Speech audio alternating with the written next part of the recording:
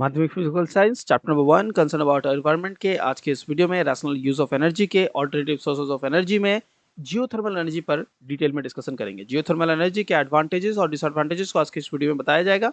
जानने के लिए पूरी वीडियो को देख सकते हैं।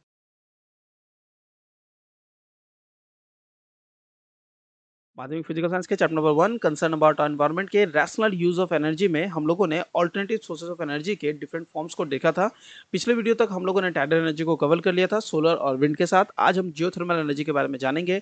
उसके कुछ एडवांटेजेस है और कुछ डिसएडवांटेजेस है। चलिए उनको एक एक करके देखते हैं।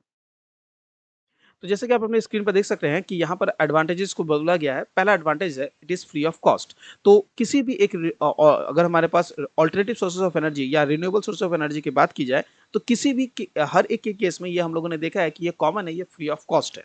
लेकिन इसका इनिशियल सेटअप एक्सपेंसिव हो सकता है। इसके केस में भी हम लोग इसे पढ़ेंगे कि इनिशियल सेटअप में क्या प्रॉब्लम है। लेकिन जियोथर्मल एनर्जी के बारे में पहला पॉइंट तो आपको ये समझना है कि ये फ्री ऑफ कॉस्ट है। दूसरा, इट इज मोर और less a pollution free source of energy.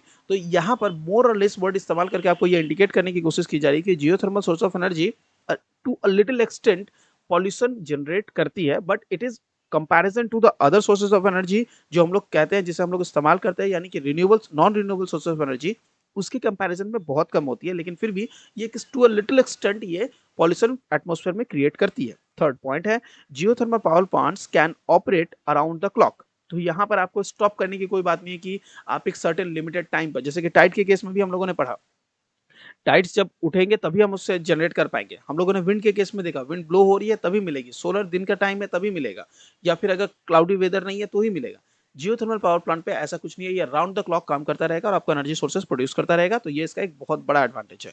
Fourth है, दो the initial cost of setting up a plant is very high but the operating cost involves is less. तो अगर आप initially इसे setup कर सकते हैं तो इसका जो आउट इसके बाद में जो मेंटेनेंस चार्जेस एंड ऑल आपको खर्च पड़ता है वो कंपेरेटिवली बाकियों के मुकाबले बहुत कम पड़ता है। तो geothermal source of energy is a good source of energy that we can rely on. चलिए डिसएडवांटेजेस को पढ़ते हैं।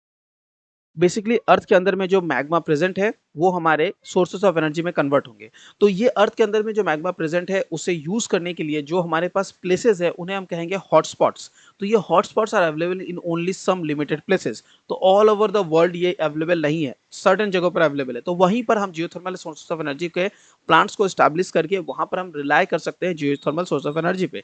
यही हमारा एक बहुत बड़ा डिसएडवांटेज है। Thus it is not likely to be a major source of energy. जहां ये मिल रहा है उस जगह पर तो ये अच्छा सोर्स ऑफ एनर्जी बन जा रहा है, but it can not be spread everywhere.